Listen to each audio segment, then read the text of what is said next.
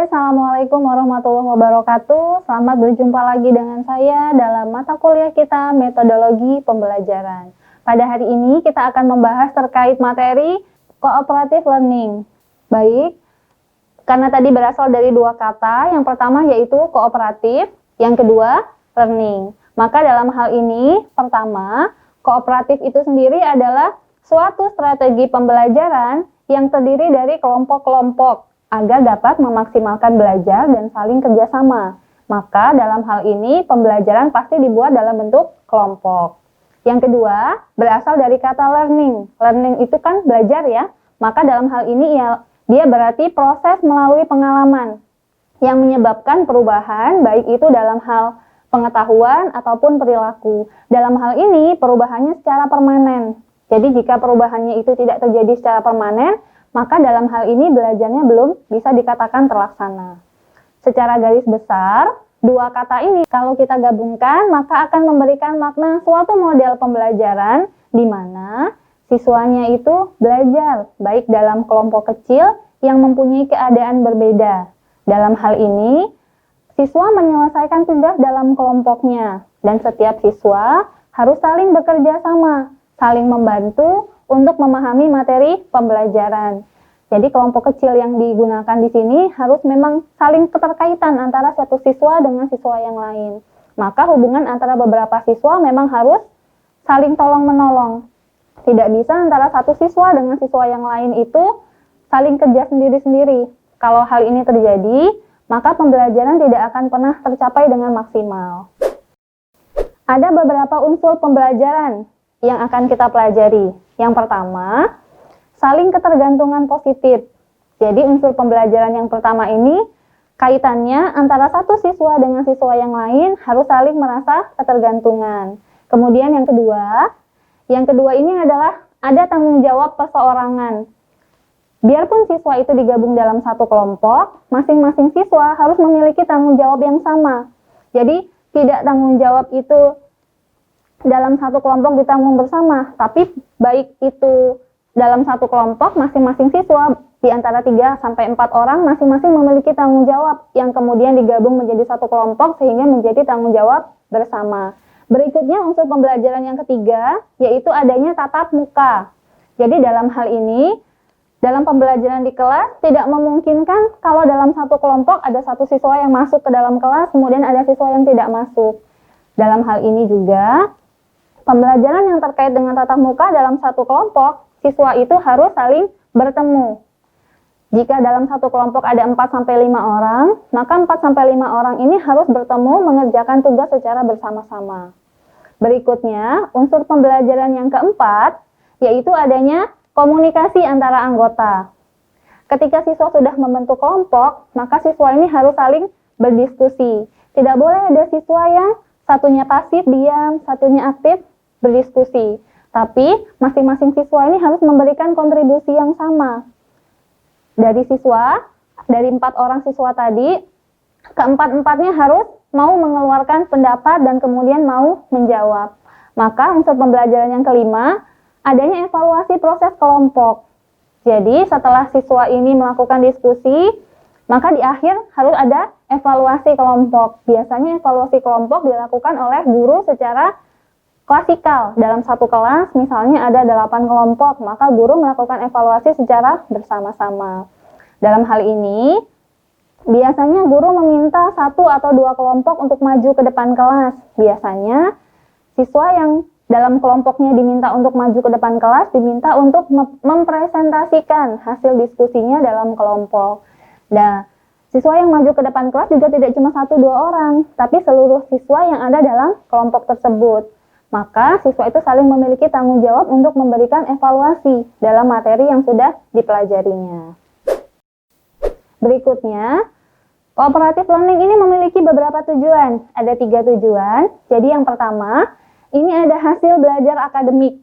Nah, hasil belajar akademik ini berarti cooperative learning ini fokusnya yang pertama itu adalah hasil belajar.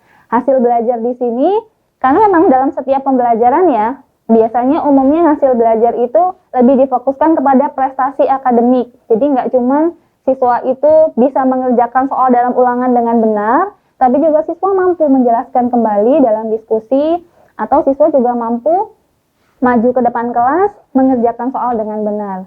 Kemudian yang kedua ini adalah penerimaan terhadap perbedaan individu. Jadi, siswa dalam kelompok ini kan jelas berbeda-beda. Tidak mungkin dalam satu kelompok ini siswa memiliki karakteristik yang sama. Kalaupun ada, maka tugas guru itu untuk memisahkan karakteristik yang sama tersebut.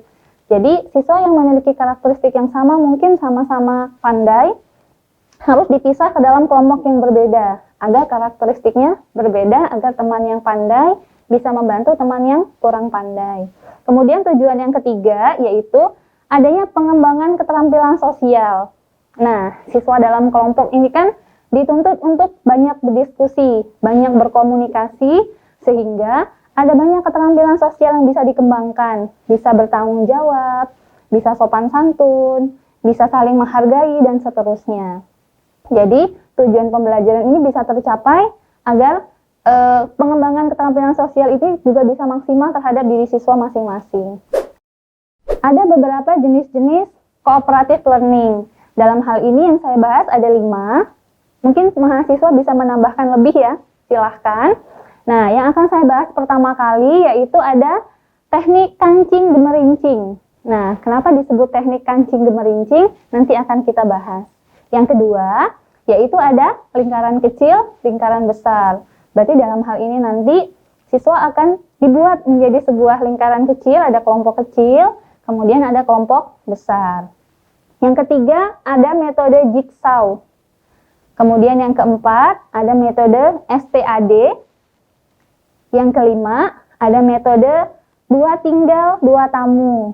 Jadi, ada 4 orang, yang 2 ini ditinggal dalam kelompoknya, kemudian yang 2 ini pergi bertamu ke dalam kelompok lain.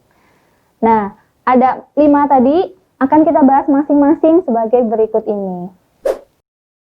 Yang pertama yaitu metode kancing gemerincing. Metode ini dikembangkan oleh Spencer tahun 92. Sudah cukup lama ya. Metode ini seiring dengan berjalannya waktu berkembang, karena memang metode pembelajaran juga ikut berkembang.